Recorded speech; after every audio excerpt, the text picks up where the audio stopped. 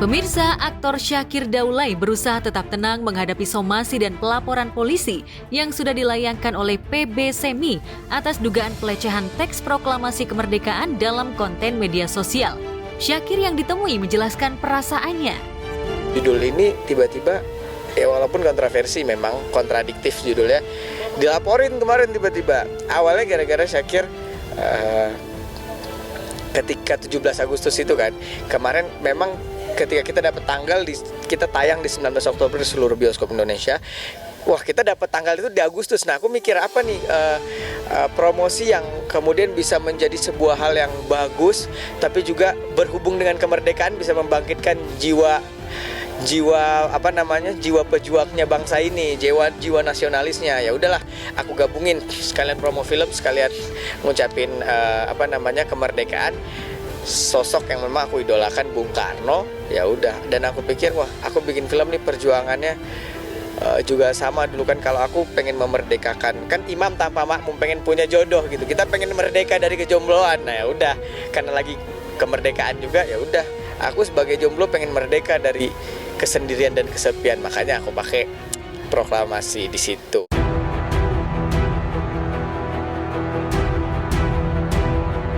Aksi Syakir menirukan gaya proklamator Indonesia dalam mempromosikan film yang ia bintangi, sekaligus sebagai sutradaranya. Dinilai banyak pihak tidak menghargai para pejuang kemerdekaan Republik Indonesia. Itu sebabnya Syakir mengaku akan bersikap kooperatif dan mengikuti proses hukum yang sedang bergulir. Pada kesempatan ini, Syakir mengungkapkan pada pihak yang mempolisikan dirinya jika pada dasarnya Syakir tidak bermaksud untuk mengerdilkan proklamator Indonesia. Justru sebaliknya, Syakir mengaku bangga dan kagum pada mereka.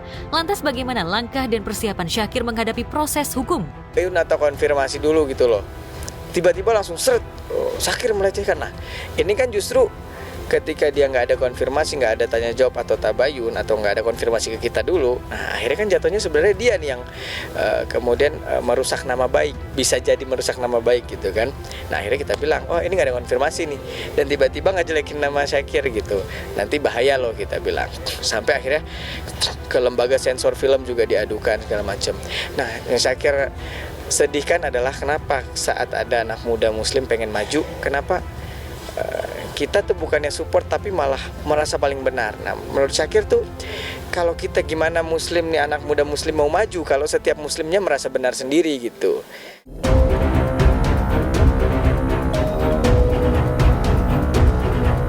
Syakir berujar jika apa yang disangkakan terhadap dirinya itu dianggap sebagai kekeliruan. Karena itu dirinya membantah semua tuduhan pelapor bersama kuasa hukumnya dalam waktu dekat ini.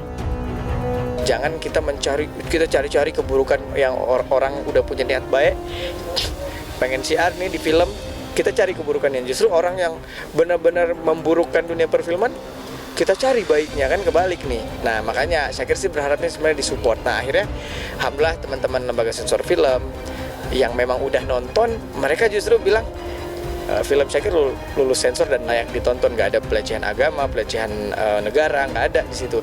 Justru mereka yang belum nonton nih malah berasumsi ada pelecehan. Nah dari mana gitu, sedangkan mereka aja belum nonton. Mereka menyimpulkan sendiri. Nah kemarin dari PB Semi, misalnya dari mahasiswa muslim, ya harusnya mahasiswa bisa lebih selektif lah gitu. Jangan malu-maluin nama mahasiswa yang terpelajar, tapi akhirnya menyimpulkan sesuatu tanpa data atau tanpa tanpa ngelihat dulu lah filmnya.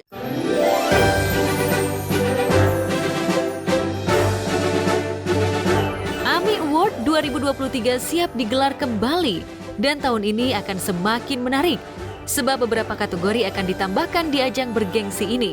Ziva Magnolia salah satu artis yang masuk nominasi AMI Award 2023.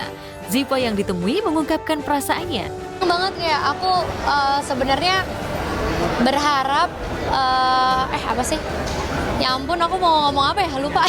Tadi tuh maksudnya aku tuh senang banget dapat kesempatan ini, kayak nggak nyangka lebih tepatnya, tapi semuanya aku serahin aja ke Tuhan karena nanti semuanya tuh aku udah yakin banget semuanya juga udah bagus gitu. Lawan tuh semua musisi ini sebenarnya menurut aku punya ciri khasnya masing-masing, jadi ya udah itu doang, aku percaya sama Tuhan.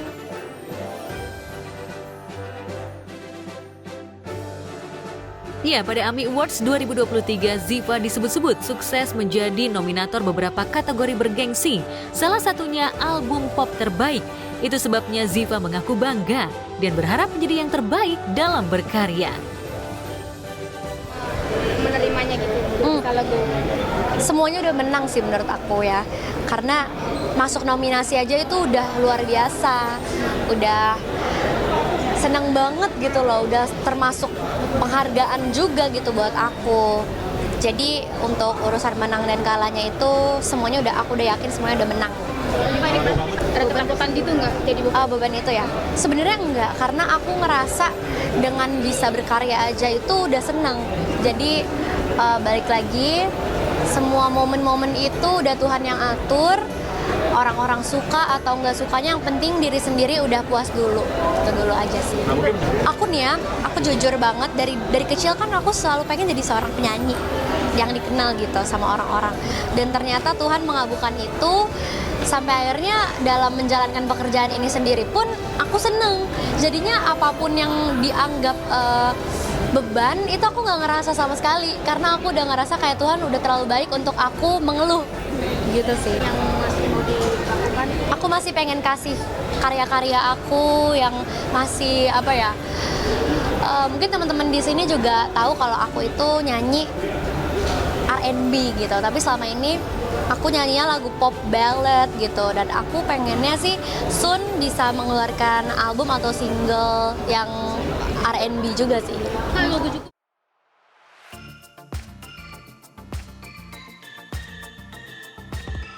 Sementara itu, penyanyi sekaligus komika Raim Laode mengaku bangga untuk pertama kali masuk nominasi Anugerah Musik Indonesia Award 2023.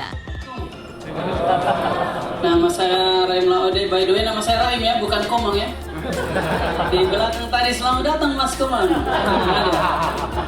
Dan lagu yang mau saya bawakan bukan Komang. Sayang sekali ya, kamu tidak bisa instastory.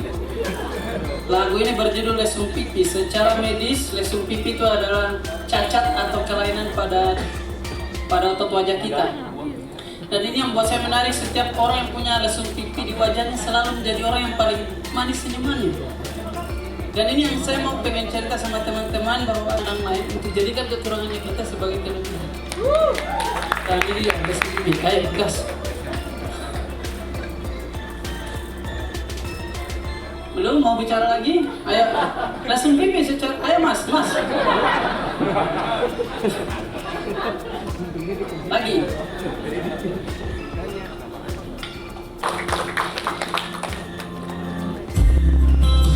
Ini pas bagian ini intro, kamu tahu ya.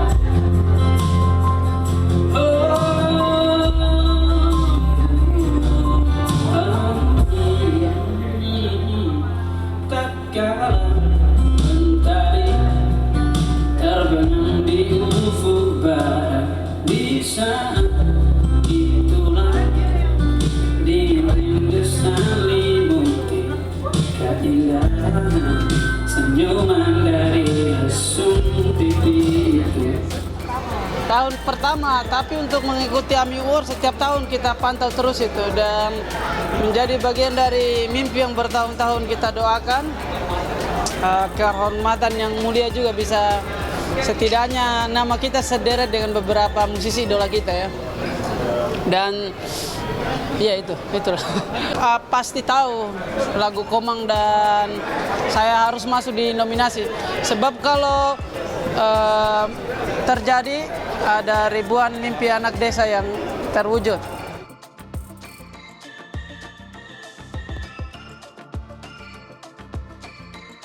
Melalui lagu berjudul Komang, Raim masuk dalam 2 nominasi, artis solo pria pop terbaik dan pencipta lagu pop terbaik. Itu ada orang bilang lagu yang dari hati akan sampai ke hati itu, dulu saya tidak percaya ungkapan munafik itu. Maksudnya, kenapa lagunya bisa bagus? Yang dari hati akan ke hati kayak munafik begitu. Kayaknya ini terjadi sama lagu Komang deh. Kayaknya saya cuma tulis untuk istri saya. Ternyata bisa diinterpretasikan sama orang-orang begitu luas, bukan hanya dari cowok ke cewek, tapi dari anak ke ibu, dari anak ke nenek, dari orang ke tempat, dari orang ke coffee shop, banyak.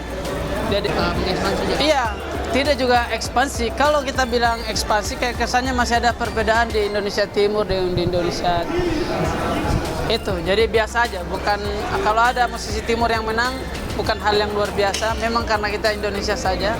Kalau kalah memang bukan karena kalah aja.